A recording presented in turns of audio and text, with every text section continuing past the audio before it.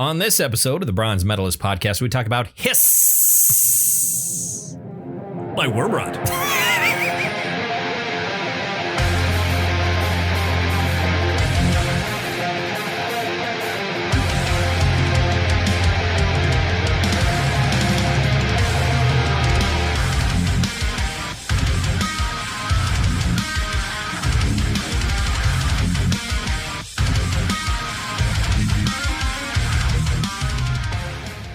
Hi, everyone. Welcome to another episode of the Bronze Metalist podcast. I'm Kale. I'm OJ. We're two professional broadcasters. We like metal and we like to talk about it. And today we're talking about a grindcore album that came out earlier this year that I'd forgotten about because it's a band I haven't listened to in a while. They're from Singapore. And it's a new album of theirs. Some really good stuff, I think. A lot going on for an album full of songs that, for the most part, are no longer than 2 minutes. Yeah, there's 1 4-minute. This is the last cut. Yeah. All the rest of the songs are 2 minutes or less. Yeah, it was weird looking at, because I'm watching, the progress bar sometimes. Where are we in the song? And then going, oh, that one's moving really slow. It's supposed to be a long song. Oh, 3 minutes. Yeah. Oh, whoo. This is an epic. This one, this is really outstaying its welcome. But I do also have to say that something I experienced with this that I almost never experienced with anything else was, man, I love this song. Man, this is probably going to be my favorite song on the album. 2 songs later. Man, I love this song. This is going to be my favorite song. That happened a lot. Yeah, it really builds and builds and builds and builds. Yeah. Really, really good stuff. Yeah. And it's on some level unexpected, on another level kind of expected. At least for me, we'll talk more about the band. Sure enough. Later on. First, we just like to chat, you know. Talk about what we've been doing, what's been going on. We chit chat. Yeah. How are you? I'm doing okay. I'm a bit sleepy. I went to a concert last night. I'm a bit sleepy. What concert did you go to? Oh man, it was rocking. It was a junior high orchestra choir or orchestra concert. Orchestra choir? Yeah. I see. Yeah. An orchestra choir is when everyone in the choir does an impression of an instrument. Right. So you've got a bunch of kids doing a trumpet. Junior high students. Well, no, or it would be strings. Orchestra is school is strings. That what that means? Yeah, in school it means strings. Okay. What's the difference between just an orchestra and a symphony orchestra? I think symphony orchestra has all the shit. Has all of it. Okay. A zither. Yes, a zither. Yeah, a trombone. Yeah. You said a weird one first and then went with a very mundane one. Yeah, but just one of them. One trombone. Exactly. It's a very loud trombone. Yeah, you really got to purse them lips. You got to blow hard through that trombone to play over the flugelhorn. Now, I know he was a trumpet player. Flugelhorn.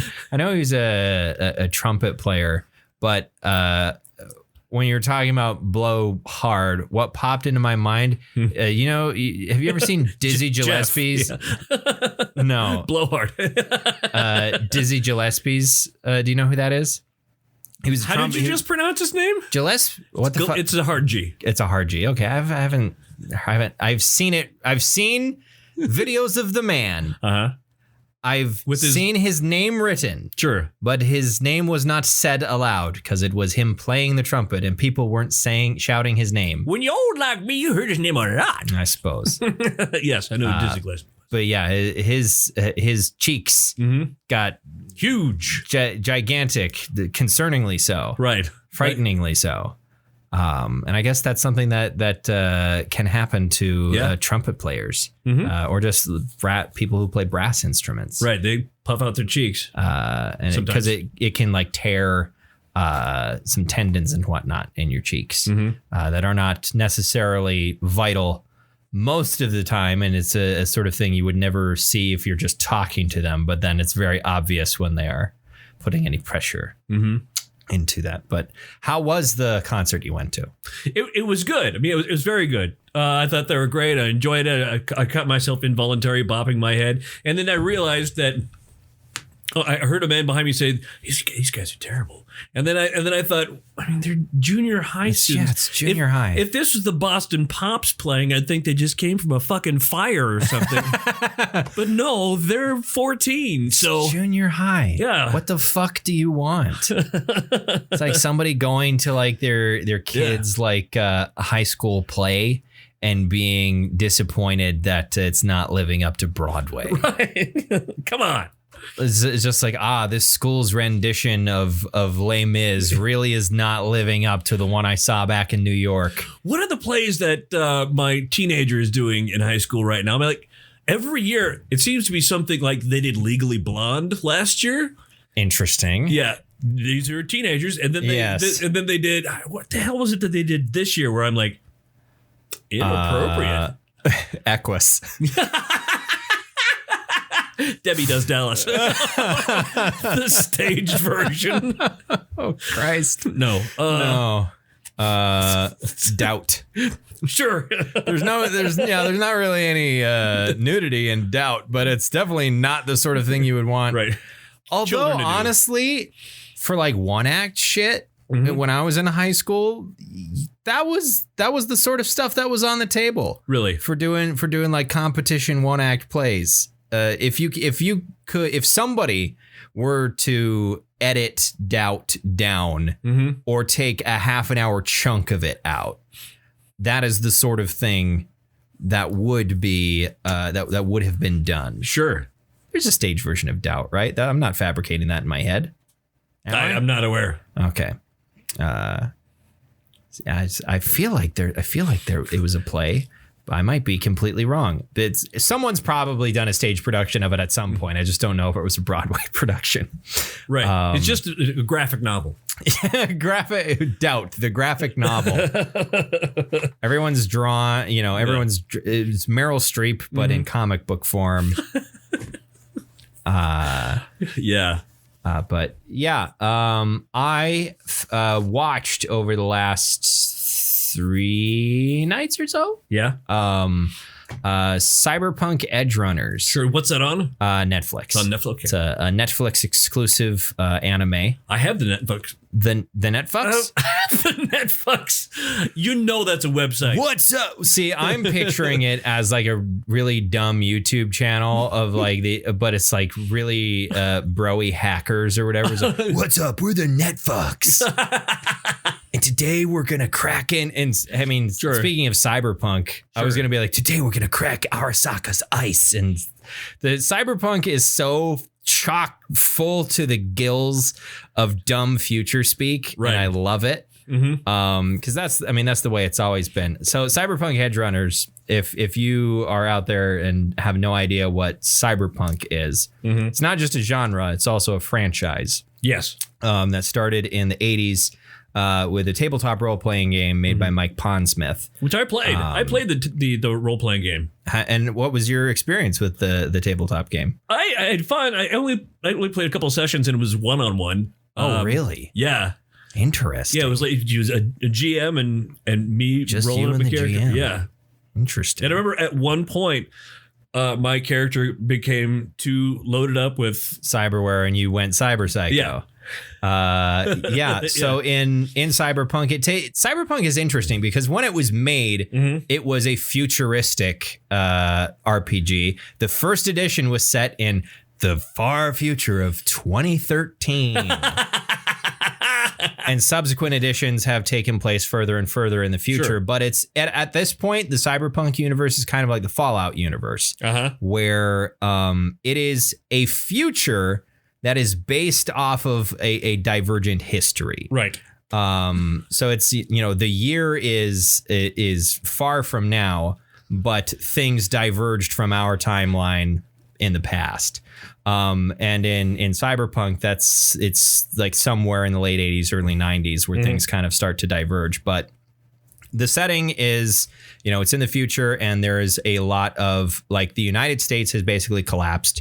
There was a series of like massive economic collapses and wars. Yeah, you're looking at me like that could still happen. That could still happen. But we don't have... We're swimming in it. But at the moment, we don't have really super cool like cybernetic enhancements to soften the blow. Maybe you don't. Have you got mantis blades in there? I do. Hidden in your arm? I do. Okay, cool.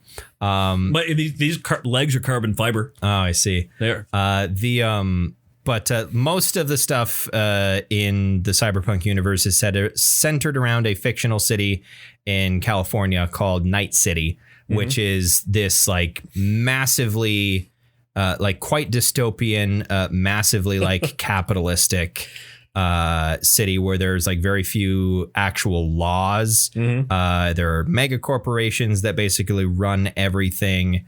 And people are continually becoming more and more isolated because of technology. All of this is sounding very relevant, isn't it?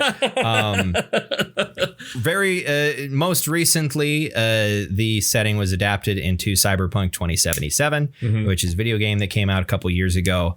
And CD Projekt Red, who is the developer of that video game, also commissioned an anime to be made by Studio Trigger in Japan. They've made a number of other... Is it a companion piece? I mean, yes, it's a prequel. Okay. And somehow weird in 2077. Actually, it's not weird. I predict this. Keanu Reeves is still alive. He's not actually. Johnny Silverhand is spoilers for Cyberpunk 2077. Johnny Silverhand is like a AI that lives in your head. Right. The real Johnny Silverhand died in 2023. So Keanu Reeves is going to die next year. Yeah. But he will be turned into an AI. Did you hear there's a whole country that's doing that? What? That's because of rising sea levels. It's an island between somewhere between Australia and Hawaii. Okay. And she's out in the middle of nowhere. Well, it has a population and a culture and a history and everything like that. But the sea is swallowing it. So what are they going to do? They're putting it online. They're actually going to map out the entire country, put all the information about it, pictures of all the people, like virtually and everything, and it's going to be a virtual community place that you can visit. You can visit the internet. Right. This was a real country. It's gone now because it's in the sea. Interesting. Is this a meta thing? Is this going to be a meta thing? They didn't say whether. I don't think it's going to be a meta thing. I think it's going to be like a national, like the government of this country that is about to not exist. Will maybe have it. I don't know. But anyway, I really like the video game, and the anime is also amazing. It's really good. It's 10 episodes, about a half an hour each. And I would highly recommend if you have Netflix and anime is your thing. Even if it's not really your thing, because it's not really my thing. I've seen, this is like the 4th anime I've ever watched all the way through. Really? Like the other ones being like Cowboy Bebop, which is not long. Yeah, Full Metal Alchemist Brotherhood, which is long. Right. And I think that's actually those are actually the ones. I watched a couple episodes of Samurai Champloo, which was made by the same guy as Cowboy Bebop, but I kind of fell off of that. I haven't really watched a lot of other ones. You haven't watched all of One Piece? One Piece. There's like 5,000 episodes, so no, I haven't, and I don't plan to. Everybody I know who likes that show is like, it gets really good about 500 episodes in, and I'm like, no, absolutely not. I am not investing that much time. And it's kind of the same thing with Naruto, I think, is insanely long running series. A lot of running. Yes, a lot of running. Where it's like I don't plan on getting into this shit. The ones that I find myself most interested in are like mini series, where it's like this is 10 episodes. They're not going to make another season, and that's what Cyberpunk Edge Runners was. Is there's no sequels planned because. Mild spoilers, things don't end well for the characters, which is a running theme in most cyberpunk fiction generally, because the world of Night City is awful and terrible, and really bad things happen. all the time. But there is a song that's used several times because the show also uses a lot of the same soundtrack as the game. I don't know if it uses any of like the original score from the game. I can't remember, but it uses a lot of the soundtrack because 2077 in the tradition of like Grand Theft Auto has radio stations while you drive around in the car or like walk past radios that are on in the world.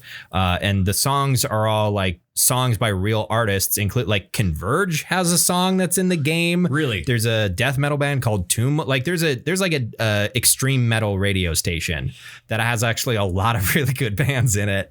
And then there's another one. I can't remember I think one of the artists is Rosie Walker. I can't remember.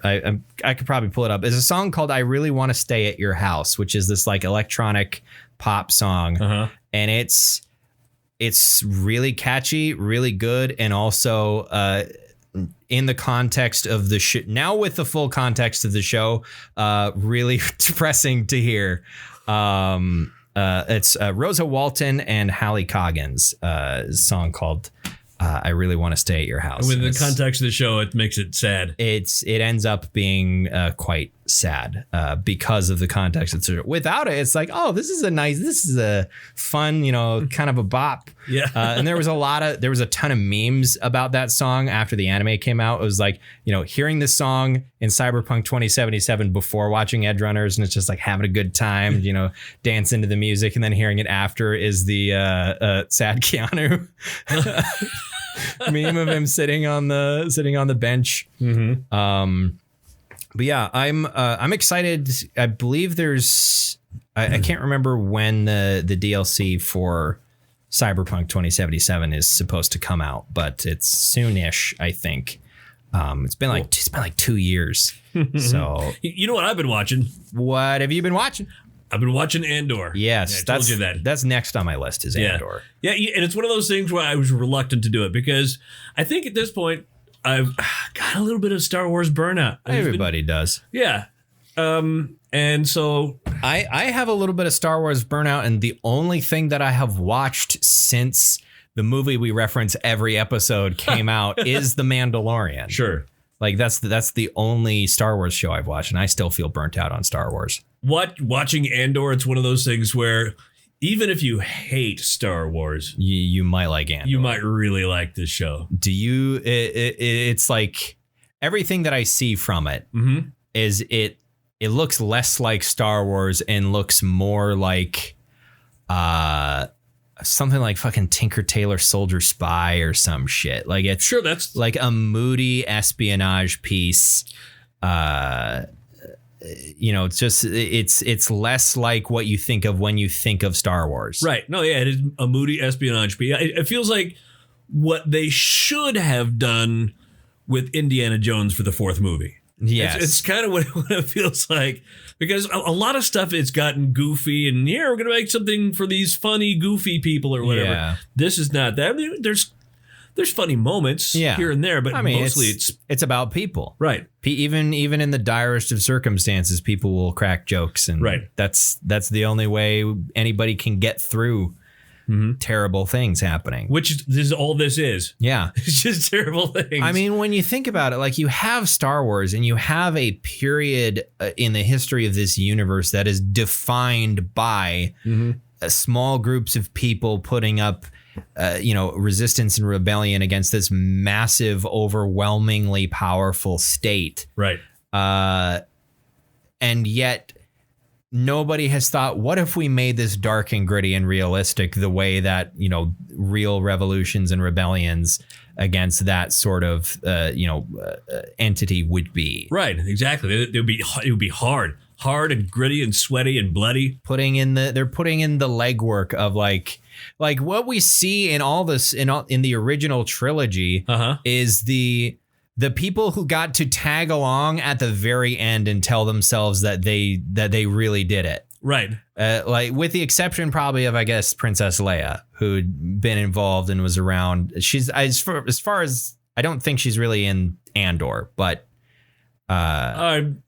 Her name is mentioned so far. I've only watched like 5 episodes. Yeah, like she's been involved, but you have like Luke and especially Han Solo doesn't give a shit. Right. But like you've got Luke coming in, being a hero of the rebellion, even though he was only with the rebellion for like the last 3 years before they became the New Republic. Right. But he's the one who pushed the button to shoot them torpedoes, so he gets the credit. And then this show is just all of the other people who fucking fought and died.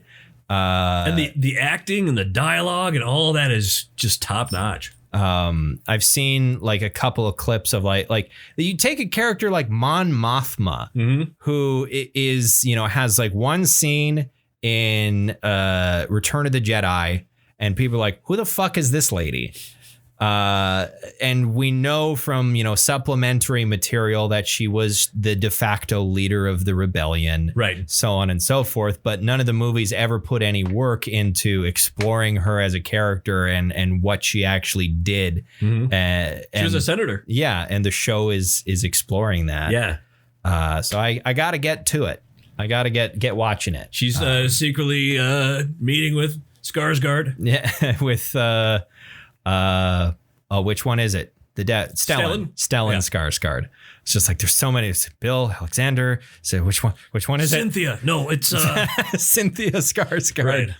Right. She's not in the limelight so much. This family of Swedish men. Now I'm picturing Swedish fish, but they're just in the shape.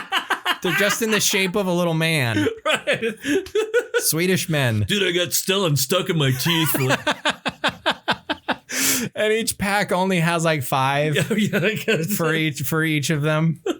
Each of the father and then the brothers. I think there's 4 of them. Something like that. There's 4. There might be 5 of them actually. Which is the one that played it? What was? That's Bill, I think. That's Bill. And then Gustav was on Vikings. I think that was Gustav Skarsgård, I think, who played Floki on Vikings.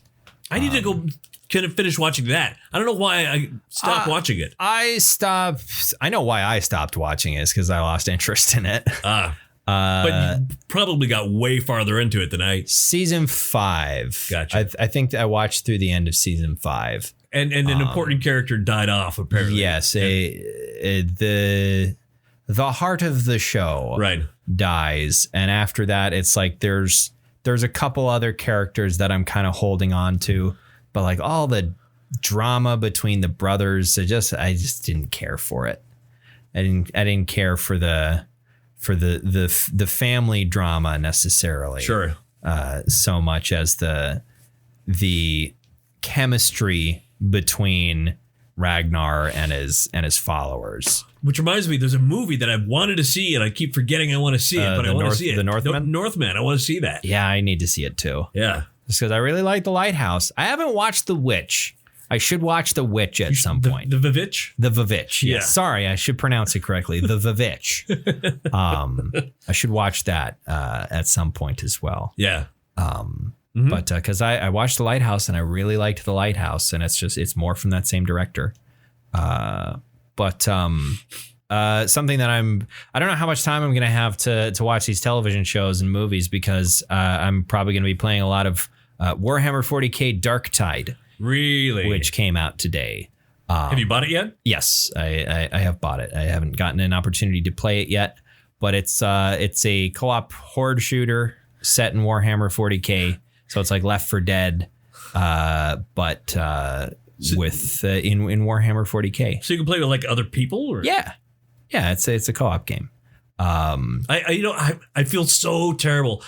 I'm going to spend more time with my youngest child because he loves to play co-op games. Yes. And then every time I'm playing with him, he'll have other friends there. It'll be just he and I. And I'll be like, I don't feel comfortable in this setting. I mean, with these other children. Yeah. I imagine it's in that situation of like, well, I like my child, but these other kids fucking suck. Well, yeah. I mean, no. There's one kid. He's funny. He's self-deprecating. He's good at games, and he's one of my child's best friends. Okay. And so if those two are there, then it's all right. Do I want to play Fortnite? No. Am I going to? Sure. Yes. Yeah. It won't be miserable. Yeah, it won't be miserable. As long as fucking Steven's not there.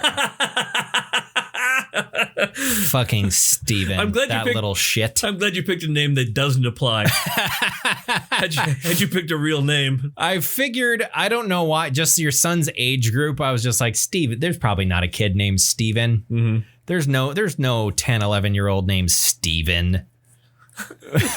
Sorry to any 10 or 11-year-olds. You should, first of all, you shouldn't be listening to this podcast. Why are you listening to this fucking podcast? Second of all, sorry. If you named your kid Steven. I have a nephew named Steven. How old are they? 31. Okay, yeah, so that's not quite what I'm talking. That's fine. Mm-hmm. 30-year-old Steven's fine. Mm-hmm. But an 11-year-old named Steven, even Steve, that's no good for. I hear if I see a 10-year-old and their name is Steve, I'm like, that doesn't fit. Why does a child have a pompadour? What's up? I'm Stevie. Now Stevie might work. Stevie might work. Steven with a PH. That for Steven. Even though it's pronounced exactly the same, for whatever reason in my head, Steven with a V. That's too young for that. But Steven with a PH. Seems to fit. How do you feel about Stefan then? Stefan, Stefan, I think works. I don't know. Stefan works for me. For a kid's name, I don't know. I think it's probably because you got like Steph Curry. Sure. Stefan Skarsgård. Stefan Skarsgård. Is there a Stefan? Maybe. What about Stefan? Stefan? Yeah, I don't know. This is a weird tangent to be on. The coolest place to hang out in New York right now. Stefan. New York's hottest club. But yeah, I'm planning on playing a lot of Dark Tide. Nice. And I've continued to play Deep Rock Galactic. Just because that's very fun. That type of game I think really is my happy place, because it doesn't require a particularly large time investment or a super high investment of attention, in the sense that like every mission is going to be vaguely the same thing. And it really satisfies the goopy goblin gamer brain part of me that's just like, I just want to shoot stuff with a big gun that goes. The other day I went to drop Maximus off at his mom's house, and he went inside and he's leaving the car. He says, hold on. And he goes in and comes back out with a game box that was mostly red, and says, no, I don't ever play this. So here you go, Doom Eternal. Oh, there you go. Because I didn't have it at home. I left it with him. He said, no, I want to play the Doom games. I'm like, cool, whatever. There you go. Do whatever you want. And he brought it back to me. And I loaded it in. And by the way, it was because I got it when it first came out. Yeah. And there were some updates. So I put it in, and I could not play it that night because yes, it was like, whoa, gotta update this. And then it's update finished. Cool. Can I play? Whoa. Hold on now. We have to install the updates. We just downloaded them. Now we have to install them. Those are two different steps to give you a sense of accomplishment when you see that percentage number tick up.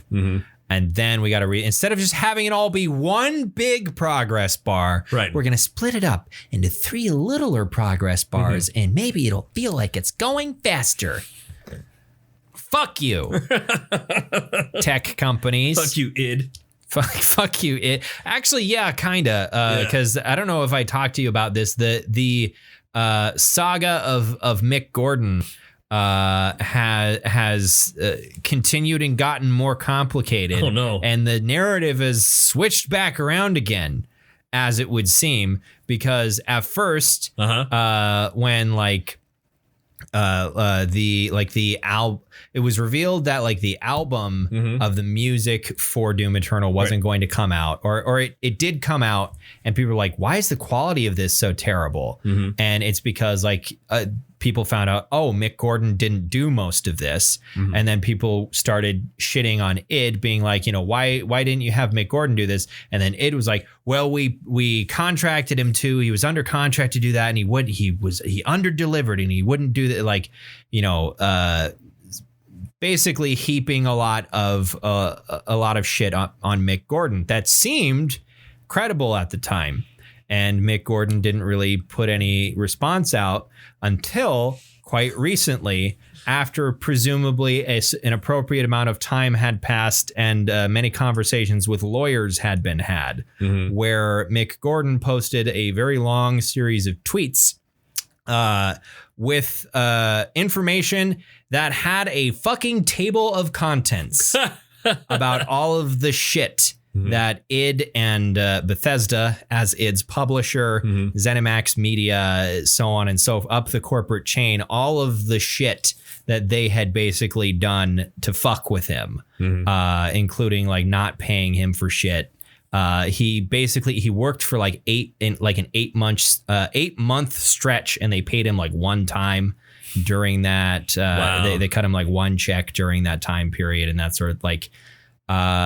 So as it would seem, Mick Gordon has much less blame for the sort of situation around that whole snafu than it appeared a few years ago. Because if you listen to the music, not the original soundtrack, not the OST, but if you listen to the music from Doom Eternal, just all of it, it's 3.5 hours. Oh yeah, he made just the music that just exists in the game. It's a ton of music, and it was the same for the first game, for Doom 2016. Sure, there was a lot more music than what ended up on the album that's available. Right, and like the OST as it is really only exists on YouTube, because the only people that ever got like an album were people who pre-ordered the game at a certain tier or something like that. And they got a lot of those songs had been mixed by the game's audio director, who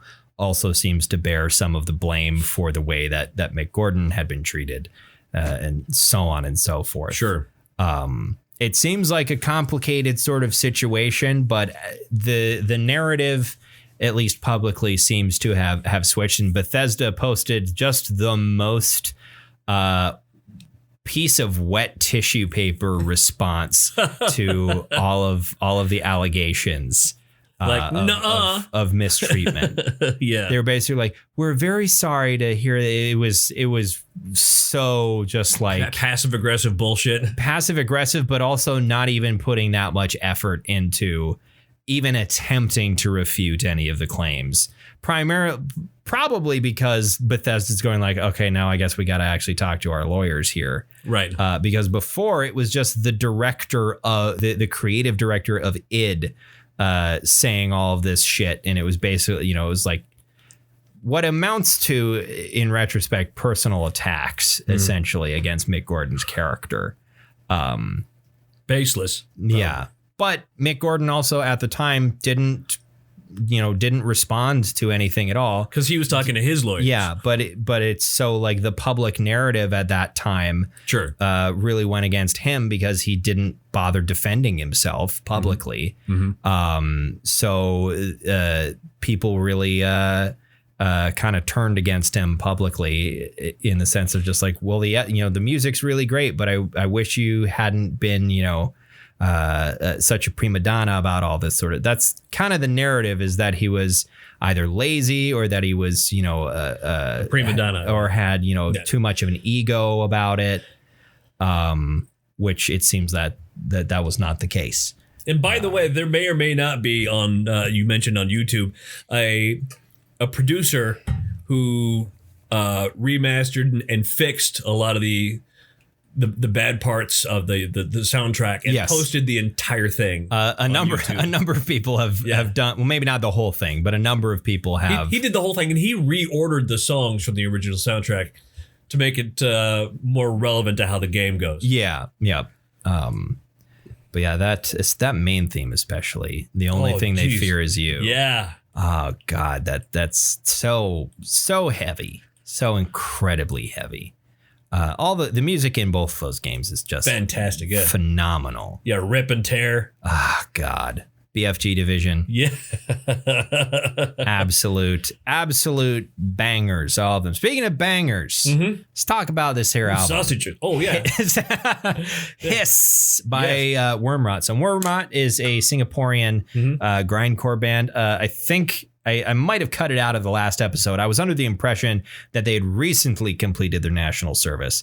The band was actually formed immediately after they had done their national service like together. 15 years ago. Yeah. The band was formed in 2007. Right. And presumably the band members met while they were completing the national service in Singapore. And have been making music together since then, although there's a pretty big gap, at least between albums. Well, they seem to be losing members. Yes, their vocalist recently parted ways with them. Which sucks because he's one of the best things. The vocalists, I mean, every member of the band is putting a lot of work. You were right about that. But they're talking about touring in Europe next year, and I don't know how they're going to do that. Well, I mean, they can. Their other vocalists exist. I mean, according to official page, it's just the drummer and the guitar player, the only members left. I mean, you can get touring bassists and stuff, and also it's grindcore, right? Like, not to say that it's not going to be, or that it's going to be easy to find people to replace, but also like grindcore is a genre that works with small bands. Sure. If you get a vocalist who can play the bass at the same time, right? Because that's what Nails. They're a 3-piece. That's impressive. And the amount of sound that they put out as a 3-piece is pretty goddamn impressive. But at the moment it's down to 2 members. It's Rashid Jraimi. I'm not super familiar with Singaporean names. Right. And Vijesh Gariwala are the 2 remaining. And Arif was the previous vocalist. He's the vocalist on this. And he left the band pretty quickly after this album came out, citing family stuff and mental health issues, basically saying that he needed to step away. No, he's doing graphic arts. Is he? Yeah. Oh, cool. He has his own company. It's something rot, or it's rot something. Yeah. That's pretty cool. I think. Yeah, because that's his last name. Yeah, his last name is Rot. Yeah. I don't know what that, what the context of that is. What language do they speak in Singapore? Singapore? I've never been to Singapore. For most people around here, I'd be like, yeah, of course you haven't. But you also, spent a decent amount of your childhood in the Philippines. So yeah. It's more likely that you would have been to Singapore potentially. Is it Chinese? Do they speak Chinese? I'm not sure. Let me see. I think there's a lot of like technically official languages, but I don't know what like their de facto language that they speak is. Official languages: English, Malay. Oh, right, Malay, Mandarin, and Tamil are the official languages. I always forget where Singapore is in the world as well. I know it's in Southeast Asia, but other than that, my idea of exactly where it is placed, it's out in the ocean, is pretty vague. It's along the ocean. It's not. It's pretty close to the mainland of Thailand, I think. The sort of peninsula that juts way out. Right. I believe that's Thailand there. My Southeast Asia geography, I will admit, is a blind spot for me, for the most part. Europe, I got down, decent with Africa, decent with South America. North America's fine because there's 3 countries. If you don't know your North American geography... Technically, what is Central America part of? Central America is technically part of the continent of North America. Right. So that's a bunch more countries. Yeah. From a regional perspective, it is its own sort of region. You could consider it to be. But technically it's part of North America. Yes, it's on the North American. Most of what we call Central America is on the North American plate. Gotcha. Tectonically. But they're from Singapore. And This band's from Singapore. Yeah, they are. And they've been, like I said, they've been making music since 2007. Their most recent album before this was an album called Faces. Let me look at that. Voices. Sorry. Voices. There's a face on the cover. Right. A very scary face. But yeah, it's an album called Voices. That's what introduced me to them. Is I can't remember the exact, I think it might have been an Anthony Fantano video, because I was watching a lot of the Needle Drop Anthony Fantano at the time. He's a music reviewer on YouTube. And he was talking about this album, and I was like, oh, I'll go check that out. I'm vaguely interested in grindcore. And then I listened to Voices, and I was like, holy shit, this is really good. Because like there's not a ton of grindcore bands that are newer, that are like of this generation, that are the millennial grindcore bands, shall we call them? Right. There's not a lot of bands in that generation that are pushing towards like a more put together, sort of cleaner sound. There's like most of the grindcore bands that I'm aware of. There's a lot of people trying to sound more old school and trying to, gross kind of intentionally bad production. Maybe not intentionally bad, but just very fuzzy sort of production. And to me, like that works for doom metal for me. For grindcore, I kind of prefer it a little bit cleaner, with the exception of something like Pig Destroyer. But Pig Destroyer was also of that earlier generation. Sure. Whereas like the newest Pig Destroyer album that we talked about years ago at this point kind of didn't do it for me because it was too clean. This is a very happy medium where things still sound very natural, but also are very tight and put together. And holy shit. Yeah. Holy shit. Yeah. There's... he's doing the same thing he did earlier. He came into my booth. He was doing work in another room, and he came in. He went, I don't have the words. You know what my word for it was? But by the end of it, I said, this is very cinematic. Yeah. This feels like cinema. It's still grindcore. They didn't go like full movie score. No, it's grindcore, but it somehow feels like you could be watching a sad part of a movie and listening to this song. I read snippets of some reviews where people are talking about, maybe part of because like there's unexpectedly emotional parts. Yeah. Not a lot of that like the haven't read through the lyrics of this. Right. But like the guitars have like unexpected melodies that pop up. Right. There's a fucking like violin that shows up and is sometimes used melodically, sometimes not used melodically at all. Right. Just for like a disturbing sort of texture, an extra bit of chaos added into the mix, but parts of it are surprisingly emotional for an album that is as extremely balls to the wall heavy as this. Yeah, there are two songs on here that are just drums and what seems like angry poetry. Yeah, like I think most of the lyrics are in English. They are. I haven't read them, and because most of them are also screamed and yelled and like a variety. There's quite a large variety of different vocal styles.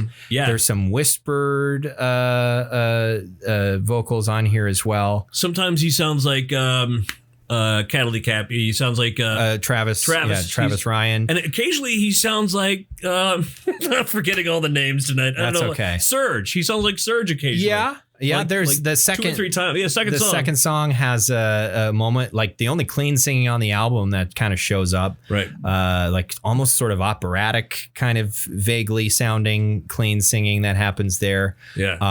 But that's like the only time it ever pops up. Right. There's, like more hardcore punk lyrics. There's death metal growls. There's some of that at the same time. Yeah. There's, kind of some more black metal sounding vocals. There's a lot of black metal feel on this. There is a lot of black metal feel on this for sure. Just sort of injected into a sort of grindcore structure. And that's one of the things that I was attempting to articulate earlier today is just like, it's astounding to me how many different disparate elements and themes and feelings. But it doesn't feel patchwork. Yeah, none of it. It doesn't feel like it was cobbled together. It all feels natural, but shoved into 2-minute segments. Yeah. And Over they 22 songs. And they make it work. There are bands that try to incorporate, these same elements into songs that are 3 times the length, and they don't do it well. Right. And these guys managed to pull it off like so successfully in 2-minute sections. And it's extremely impressive to me. Yeah, I feel like if they had done the same thing and made them 4-minute songs, it wouldn't be as good. It might not hold the same. Yeah, it might not hold the same sort of mystique, right, as it does. Like when I listened to this for the first time earlier today, because I was kind of dragging my feet. Sure. On and I'll tell you what, if you're dragging your feet, this album will make you pick up the pace. Yeah. But like I was kind of dragging my feet on listening to this, which I don't often do when it's like my album that I'm bringing, just because it's in my head and I was looking it up beforehand. It's usually something that I'm somewhat familiar with anyway, and I'm going to listen to. So I usually listen to it multiple times.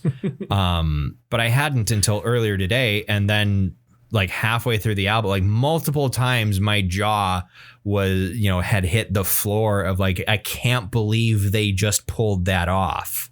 I can't believe they just did that. Yeah, because when I was listening, I listened to it after you did. Because I came in and was trying, like I had been through some sort of traumatic event. Yeah, I was going to listen to it anyway, but once you said that, I was even more intrigued about getting to it. I was on the air, so I obviously can't listen to grindcore while I'm doing my classic rock show. But it'd be difficult. Yeah, it would be. And I went home, and there was a number of times where I said, "Oh, that's what he was talking about." Yeah. Oh shit. It's like multiple times I just went, what the fuck? Yeah. There's one song that reminded me a lot of Gorguts. I cannot remember what song in particular it was, but it was like there was some like atonal shit happening, but like near the beginning of the album, I want to say. Yeah, somewhere. Like the 4th or 5th song. Somewhere in there, I was just like, this feels Gorgutsy here. And then the next song will start with something that's extremely hardcore punk. Before then it turns into, really blistering death metal. Yeah. And then it's... Or death rock. There's death rock on here as well. Yeah, there's some kind of... And I think that's sort of like the hardcore punk element kind of coming in. Because there's so much... It's like... My experience with hardcore punk is so derived at this point, right? That like modern hardcore punk doesn't sound like punk to me. Yeah, it doesn't really. It sounds more like metalcore, right? But like it's an extremely derived genre at this point. It's been around for a very long time, right? Hardcore punk has been around almost as long as metal, and it's if you think of how much metal has changed, over like a modern band that you would just call a metal band, how fucking different they will sound from a band you would call a metal band in the 70s. In the early 80s, that was actually a violent issue. How much metal had changed? Or punks and metalheads? Punks and metalheads. Yeah. Which is so bizarre to me today. Yeah, and at the time, they hated each other. I mean, there was like murders and killing and street fights. Just go listen to some Motorhead together. Which is what happened. People really came together over Motorhead. That's what happened. I mean, the punks would like, oh, punk rock, let's go listen to this punk rock band. And the metalheads would go, oh, metal, let's go listen to metal. Then they'd show up and they'd eye each other and they'd be like, well, we both like Motorhead. Yeah. So. Beer? Saint Lemmy bringing people together. Exactly. The world is a worse off place without Lemmy. I mean, it's also 70% less drunk. Yeah. There's more Jack Daniels for the rest of us. Sure. I'll put it that way. He was, his market. Well, he stopped drinking Jack in those final years. That's true. He switched to vodka. Exactly. Yeah. Healthier. But there's so many different, and that's what grindcore is. I mean, that's where the name kind of comes from. Is just the grinding together of different genres. That's my understanding of where the name. And it sounds like a grinder. Yes, and it sounds like a grinder. But like, grindcore has changed significantly. Like the earliest grindcore I believe is much more rooted in hardcore punk. And then sort of the same time, you have a very heavy influence from death metal showing up, as death metal becomes a thing in the late 80s. So like you listen to 90s grindcore, it's way more influenced by death metal than stuff throughout the 80s was, when it was more of a punk genre. And it's just kind of continued to sort of incorporate things. As long as the songs are short and extremely fast, it's grindcore. Sure. If the songs are short, extremely fast, there are scream vocals and it's very heavy, that's grindcore, baby. Because Scum is... That's inarguably. Scum is the grindcore album. Yeah. If you're going to show anybody an album and say, this is grindcore, you show them Scum by Napalm Death and they will understand that's what that is. Sure. Like grindcore is, with me, it's like there are bands that I get sort of passingly interested in for a little bit. Pig Destroyer, Agoraphobic Nosebleed. There's a band called like Insect Warfare. There's a band called Anti-Gamma as well that I was into for a little bit. Like I kind of, come across bands and I listen to them for a little while. It tends not to have a lot of staying power because it's always like, this is cool. This is impressive. And if I want this sort of feeling, I can go back to it. But you know me, most of the time what I'm looking to listen to is something that has some sort of emotional hook. Sure. That can get into me and Marcus is sitting in there. Right. In my brain, and he's waiting for the bait to pass by, something to bite on. Something that tastes sad and angry at the same time. Yes, and that's what I'm looking for a lot. And this has it. It absolutely does. Yeah, this album has it. Grindcore, by the way, in the beginning was completely misunderstood by all the media. So if you were a listener of it, what you described it as is it. Yes. But I remember Century Media put out this compilation cassette that I owned. And if you listen to it, I would say you would disagree with 90% of any of that being grindcore. It was all good, but it wasn't. It was all just kind of fast metal. Yeah. There was Old Lady Drivers was on there. Naked City, which I don't even think they have a guitar in Naked City. Really? Yeah. It's just a guy and his really crazy saxophone. Grindcore. Yeah. There is a band that you could, I think they've been classified as noisecore. There's a band called Clowncore.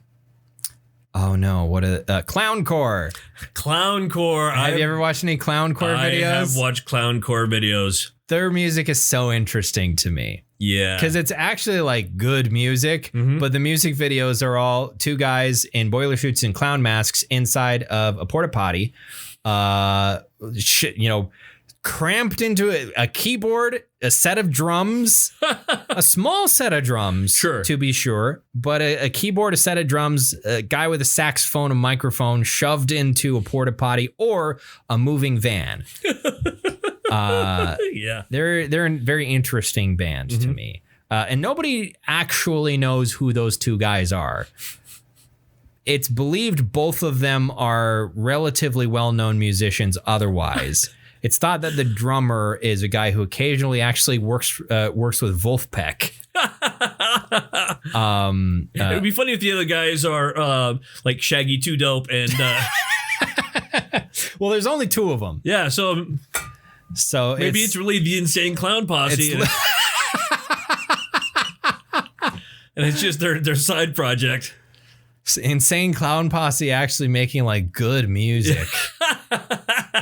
What's the world coming to? I still remember. Magnets, how the fuck do they work? I still remember going to one of their concerts. And did you have fun at the Insane Clown Posse concert? I was bumping around with a bunch of sweaty people. There was loud music that was actually well performed, believe it or not, because, put on a good show. They put on a good show. I smelled like root beer at the end. Because people were spraying you with Faygo. Yes. Well, the band. The band. The band is spraying us with Faygo. Oh, my God. Diet root beer. And there was Diet Faygo root beer. There was this other guy who was a rapper who was on before them called ABK, which stands for Anybody Killer.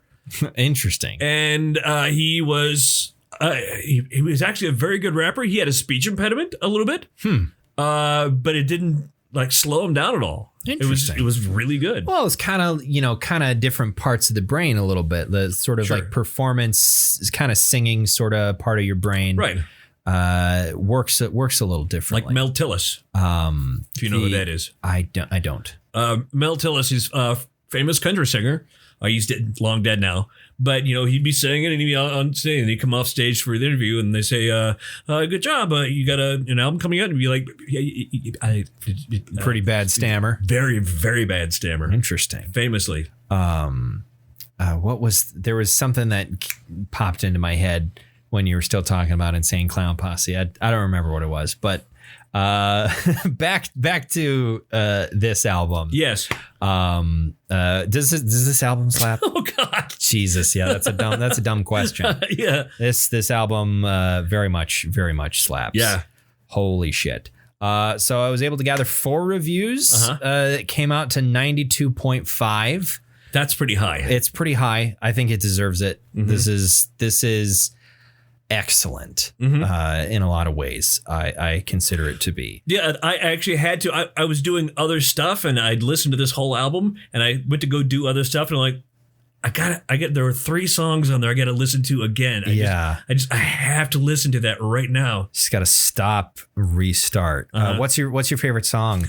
Like I said, that changed. Yeah, I know. A lot of times on the album. I mean, if my first one that I thought was my favorite song, I think when I got all the way on, because I loved them all. But Voiceless Choir, I thought Voiceless Choir is very good. Fucking fantastic. I'm like, okay, I found my favorite song, but there's still more songs to listen to. The first one that made me think like, oh, this is my favorite song was Your Dystopian Hell. Yeah, that's yeah. And then it and then it was Voiceless Choir.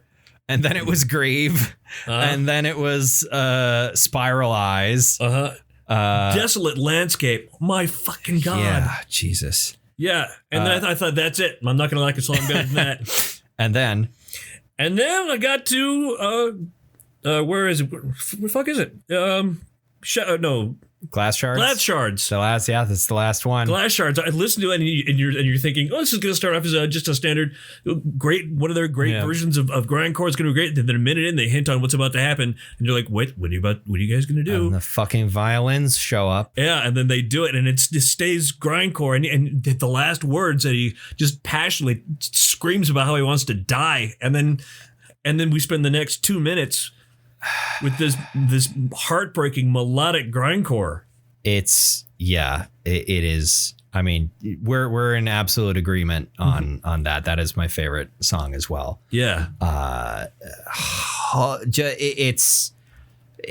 It's an achievement. I think this album is an achievement. Just absolutely amazing all the way through. There's not a dull moment. There's no song that I dislike. Even there are some songs that are just fucking weird, but also like it's not like some experimental music where it's like this is so weird and unpleasant to listen to, and it's also going to last for the next 15 minutes. Right. They did experimental stuff that was a little bit weird, but it was a minute. Yeah. It was a minute long. It does not overstay its welcome. And that's my problem with some experimental music. That's, sometimes when you've had me listen to The Residents and I'm just like, all right, can we get to the next thing? Yeah, which can we move on? And then I gave you the commercial album, which does exactly that, and it was still way too much because it's 40 minutes, and 40 songs, and it's like there are times, I like weird music, but there are times where it's just like, okay, I get what you're doing here. I understand what this is supposed to mean. Now we can move on. Right. Like I don't consider myself I don't consider my music literacy to be particularly high. But if I can get it, I think as a musician, if you're trying to get across a concept and idea, the moment when you think your audience will understand what you're trying to say is the moment you should move on. Right. The moment they get it, all right, now on to the next thing. Right. You don't want it to overstay its welcome. What metal are you bestowing upon this? Like Maz Kanata to Chewbacca? I'm actually going with platinum on this one. Platinum? Yeah. Wow. You know what? Yeah. Yeah. Platinum. Fuck it. This album's fantastic. I didn't give platinum to the new fucking Wonder Years album. I don't know if I should do that because I definitely like that Wonder Years album more than this. Sure. But this is, at least for grindcore albums that I have listened to, they're considered one of the 10 best grindcore bands ever. And they've only been around since 2007. Yeah. Let that sink in as you listeners out there. These guys truly are something. They're special. So and they're not paying us a dime. They're not paying us a dime for this. Right.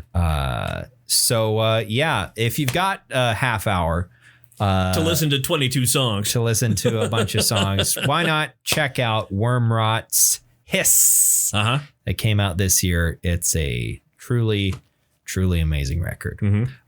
Next time that we meet for this podcast, it will be the best month of the year, Death Metal December. And what are you going to be bringing for the first week of our favorite holiday? My thoughts are that we should start from the beginning. Okay. 7 Churches. 7 Churches. I don't. Is that the album or is that I'm familiar with? That's the album. It's oh shit. Possessed? Yes. Yeah. I was like, I know that. I know that. Who is that? 7 Churches by Possessed. Yeah, it's technically not death metal, but everybody says that's probably the first death metal album. That's where it became. If you are looking for something earlier than Scream Bloody Gore, or what's 2 years? What's Death's first EP? Wasn't there an EP before Scream Bloody Gore? I feel like there was. Was it just like Death by Metal or something? Or it might have just been called Death Metal, actually. Death by Metal is a great documentary. Yeah, you're right. Yeah. But in any case, yeah, if you're looking for something that predates Death that you want to call death metal, yes, it's 7 Churches by Possessed. There's some great songs on this on 7 Churches. I'm excited. It's the most wonderful time of the year. Death Metal December. So until we start Death Metal December next week, go ahead and follow us on Facebook or on Twitter. You can get new episodes there if you like. Otherwise, just subscribe to us on whatever it is you are using to listen to us and get your new episodes that way. So thank you very much for listening to another episode of the Bronze Medalist Podcast. I'm Kale. I'm OJ. Congratulations.